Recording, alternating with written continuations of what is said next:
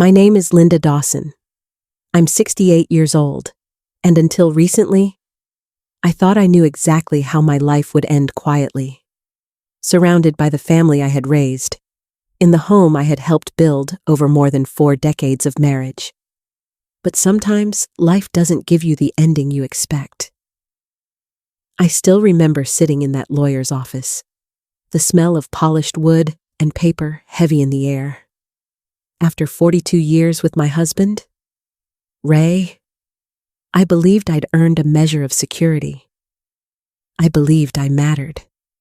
But when the will was read, it was as if the ground fell out from under me.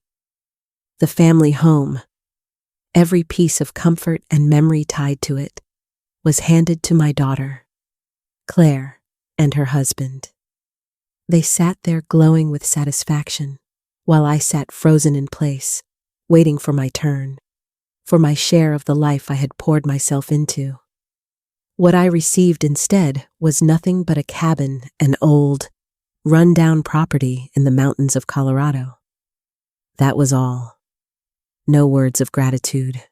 No recognition of a lifetime of devotion. Just a set of keys to a place I had never asked for. I kept my face steady that day, but inside, something cracked. It wasn't just about losing the house. It was about losing the role I thought I had the heart of the family, the woman who had carried everyone else for so long. Suddenly, I was reduced to a burden, someone they felt the need to send away. At that moment, I thought the cabin was simply a cruel gesture, a way of pushing me aside. But I was wrong. That cabin was more than it appeared, and when I finally arrived there, I discovered something that would change everything I thought I knew about my husband, my daughter, and even myself. And that is where the real story begins. The day of the will reading is still burned into my memory. I walked into that office with a cautious kind of hope, holding on to the belief that after 42 years of marriage, Ray would have made sure I was taken care of. I wasn't expecting riches or extravagance, but I thought at the very least that I would be given the dignity of security. The lawyer's words fell like stones. Almost everything our home, our accounts, even the family heirlooms was left to my daughter, Susan, and her husband, Greg. I sat there, frozen, waiting for my name, waiting for something that proved Ray had remembered me. And then it came. My share an old cabin in Colorado, a property so forgotten and broken down that it had always been more of a joke than a legacy. I remember the way Susan's eyes sparkled when the words were spoken. She leaned back in her chair, satisfied, already sliding into her new role as head of the household. Greg's smirk said it all, victory. I, on the other hand, sat quietly, my hands clasped tight in my lap. I told myself not to cry, not to give them the satisfaction of seeing me break. But inside, the humiliation burned. It felt as if my entire life of devotion had been erased with a single sentence. Susan put on her mask of kindness quickly.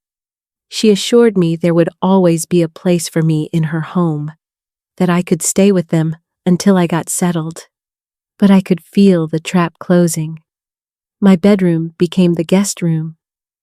My seat at the head of the table was replaced by her floral centerpieces and Greg's booming voice. I cooked, I cleaned, and I faded into the corners. No longer the heart of the family, but an afterthought, a shadow. The final blow came one morning when I opened my bedroom door.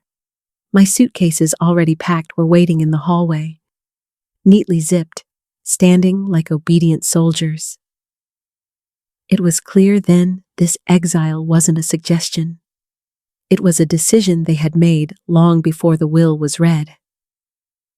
I picked up those bags with trembling hands, my dignity the only thing left to hold on to.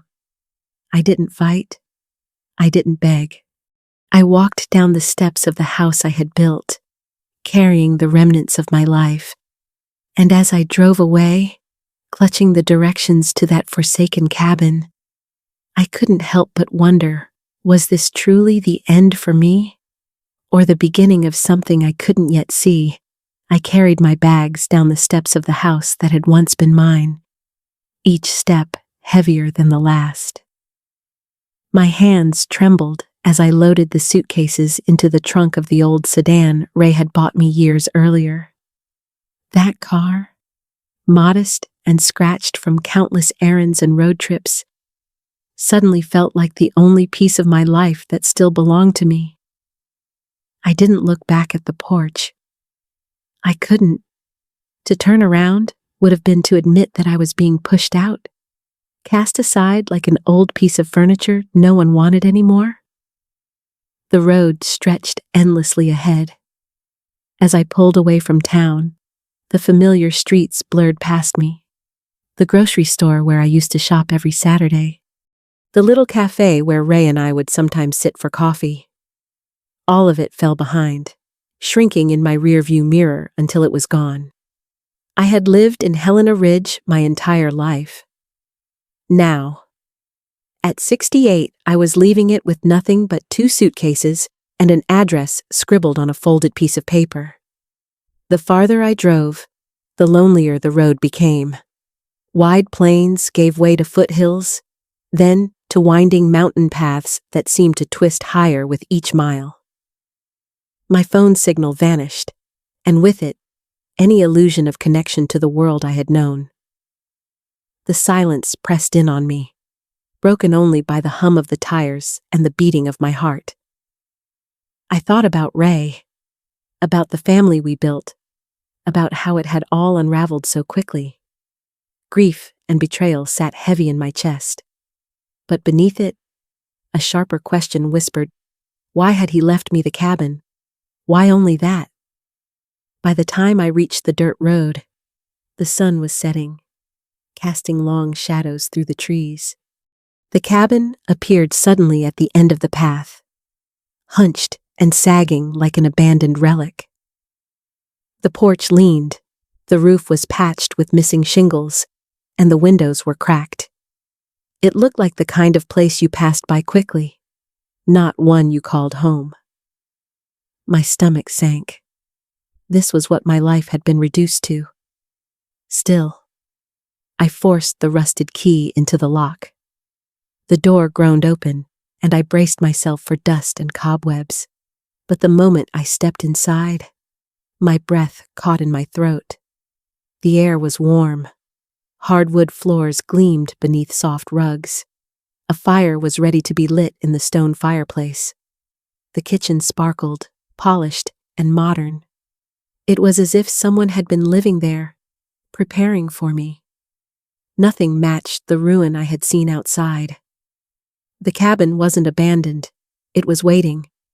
And in that instant, I realized this place held secrets I wasn't prepared for. The moment I stepped into that cabin, I knew something was wrong. The outside had looked so broken, abandoned, like a place no one could live in. But inside, it was different. Too different. The rugs were clean. The furniture was polished. A mug sat on the table, half full of coffee that hadn't been there long. And then I saw the crumbs of bread on a plate beside it, like someone had just stepped outside and would be back any minute. My heart raced. Every detail screamed of presence, of life. I told myself it wasn't possible, but a part of me already knew what I was about to find. On the table, a notebook lay open. I reached for it, and the moment my eyes landed on the handwriting, my knees went weak. I knew that script better than my own. John's, my husband's hand, slanted and precise, written as if time had never passed. The date at the top was only 3 days old. I whispered his name in my head, afraid that saying it out loud would shatter the moment. John had been buried, mourned, gone. And yet, here was proof his words alive on the page. He had written that I would be arriving soon, that everything needed to be in place. Tears blurred my vision, but beneath the grief, a rush of confusion and fear crept in. If John had been here, where was he now?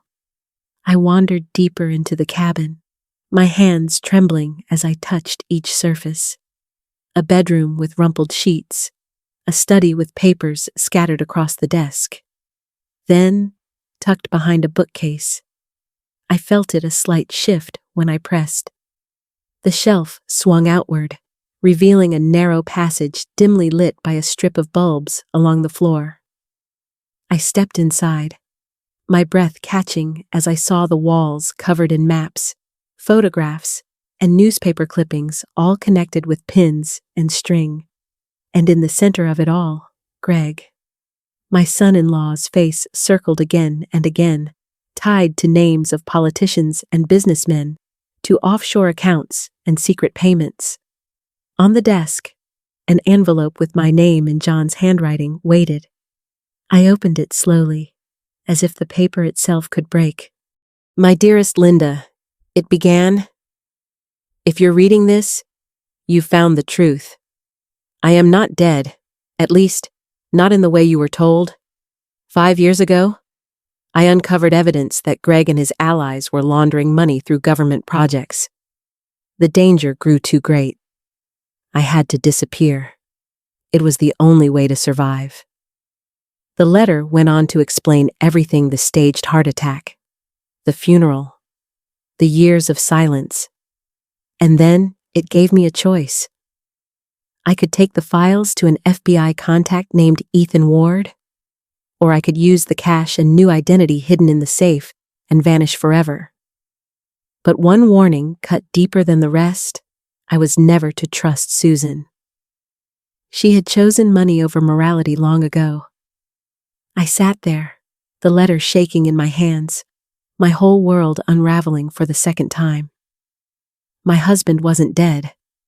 My daughter had betrayed me, and Greg was more dangerous than I had ever imagined.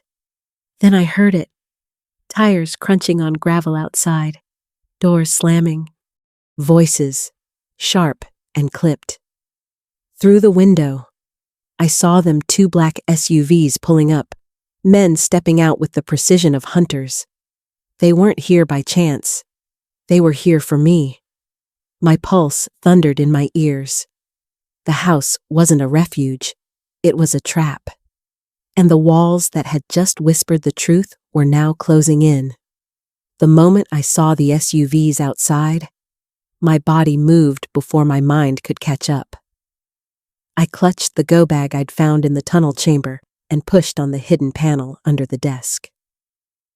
The floor clicked open, revealing a narrow passage descending into the dark. My heart pounded as boots thundered above me and voices barked orders. I slipped inside, pulling the panel closed. The tunnel smelled of damp earth and rusted metal, its dim bulbs flickering to life as I stumbled forward. Each step echoed like a countdown. I could hear the crash of the front door upstairs, heavy footsteps sweeping through the cabin. They were tearing the place apart, but they wouldn't find me, not yet. The passage stretched longer than I expected, twisting beneath the ground until finally it spat me out into the woods. I crouched low, gasping for breath. Night had fallen, the trees casting long black shadows. Every rustle of leaves made me flinch. I wanted to collapse right there, to let the fear swallow me. But John's letter rang in my ears. Everything you need to survive is here. I had to keep moving. Headlights flared on the dirt road ahead, and my chest tightened. I froze, certain it was another black SUV, but instead, an old pickup rolled into view, dented along the fender, paint sun-faded. The driver leaned out, a weathered woman in her 70s with sharp eyes that seemed to take everything in at once. She called out, steady and calm, asking if I was lost. Something in her voice, firm, almost maternal, pushed me to step closer. Even as engines roared behind me, the SUVs had found the trail. Before I could answer, their lights swept across the trees. My would-be rescuer's eyes narrowed, and she barked 2 words I'll never forget: get in. Bullets cracked through the night as I scrambled into her truck. Gravel sprayed beneath the tires as she floored it, the mountain road twisting beneath us. I clutched the go-bag to my chest, too stunned to speak, as she navigated those back roads like she'd known them all her life. Only when we pulled into the neon glow of a rundown motel did I let myself breathe again. She introduced herself as Clara Johnson, a rancher who'd spent her life in those mountains. I didn't know why she stopped for me, why she risked her life to help a stranger. But for the first time in days, I felt something close to safety. Inside that shabby motel room, the air thick with dust and old coffee, I pulled out John's letter once more. His words echoed, "Take the files to Ethan Ward." Fear still twisted in my gut, but a spark of resolve had taken root. Clara was watching me, waiting, and I knew what I had to do. I picked up the phone, dialed the number written inside the envelope, and whispered the name I never thought I'd say again: John Dawson sent me. Dawn broke slowly, painting the town in pale gold. As I watched from a quiet distance, the FBI had moved with precision. Agents surrounded Susan and Greg's home without a sound, sliding into position like shadows. No sirens, no flashing lights, just the weight of authority settling over the property. I felt a strange mixture of satisfaction and sorrow, knowing that the reckoning I had feared for so long was finally unfolding, but also realizing that the daughter I had raised was at the center of it. The arrests were swift. Greg stepped out in his robe, stunned, cuffed with a kind of inevitability. Susan's face contorted in fury and disbelief, her bare feet scrambling against the stone path as the agents blocked her way. For a brief moment, I felt a pang of heartbreak, not for their actions, but for the fact that this was the daughter I had once held close, the child I had trusted. There were no cheers from me, no vindication screamed aloud. Justice, I realized, moves quietly. It arrives with authority, not applause. Weeks later, I found myself in a courtroom filled with the murmur of reporters and the rustle of papers. I took the stand and spoke from the heart, recounting everything: the cabin, the notebook, the hidden chamber, and the night the SUVs had come. I described the fear, the evidence, and the letters John had left behind. The defense tried to twist my words, suggesting grief had clouded my memory, or that resentment had painted the events in a distorted light. But I stood firm. I reminded the court that truth is not something grief can fabricate. The holes in the floorboards, the photographs, the documents, they spoke for themselves. The jury deliberated for hours, and I sat in silence, listening to my own heartbeat echo through the courtroom. When they returned, the foreman read the verdicts one by one. Guilty. Each word landed heavy, a confirmation that integrity had triumphed over deceit. But the satisfaction was tempered by sadness. Susan, my own daughter, was sentenced to 27 years. The weight of that reality pressed on me harder than any of the schemes I had uncovered. As the judge pronounced the sentences, I realized that justice isn't about celebration. It doesn't erase the past, heal every wound, or return what was stolen. It simply acknowledges truth, restores order, and allows those who were wronged to breathe a little easier. I held Clara's hand in the gallery, feeling her quiet support, knowing that the fight wasn't over entirely, but that the balance had finally shifted. And in that quiet aftermath, I understood what I needed to do next: reclaim my life, my independence, and the pieces of myself that had been lost in the shadows of betrayal. Returning to the cabin felt like stepping into a new life. The repairs had been completed while I was away. The sagging porch now straight and welcoming, the roof secure and the windows gleaming in the morning light. Inside, the warmth and order contrasted sharply with the chaos I had endured. Sunlight poured across the polished hardwood floors, spilling over the soft rugs and highlighting the spaces I had once feared were lost forever. The cabin no longer whispered fear, it hummed possibility.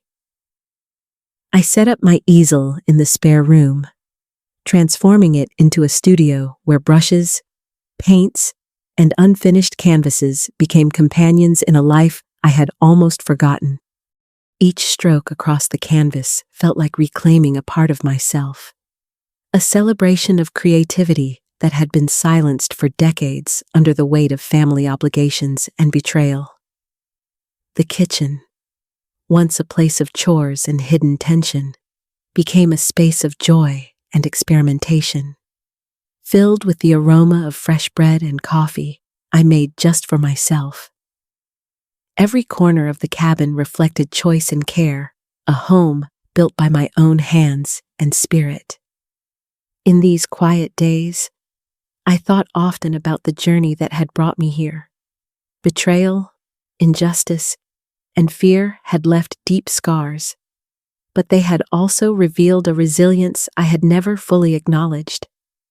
I realized that survival is not merely the act of escaping danger. It is the conscious decision to shape a life of meaning after the storm has passed. At 68, I was learning to stand alone, to navigate the world with no one but myself as guide. And in that independence, I discovered a power I had overlooked for decades. I reflected on justice, the slow, deliberate unfolding that had brought Greg and Susan to account.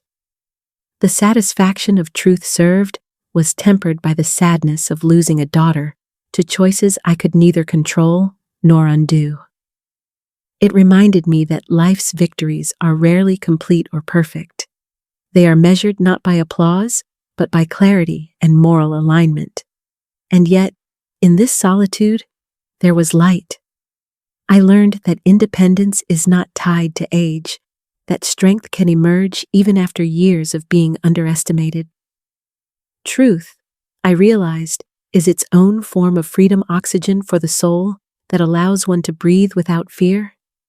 These mountains, this cabin, and the life I am rebuilding are reminders that it is never too late to reclaim oneself, to begin again with intention, courage, and grace. As I set down my brush and looked around the space I had made my own, I felt a profound peace. My story, marked by hardship and resilience, is a testament to the human capacity to endure and flourish. I invite you, whoever you are listening, to reflect on your own life, to consider the truths you may have ignored, and to embrace the independence and courage within you. Share your thoughts, your experiences, and your voices, because every story matters, and together, we keep this space alive, honest, and full of hope.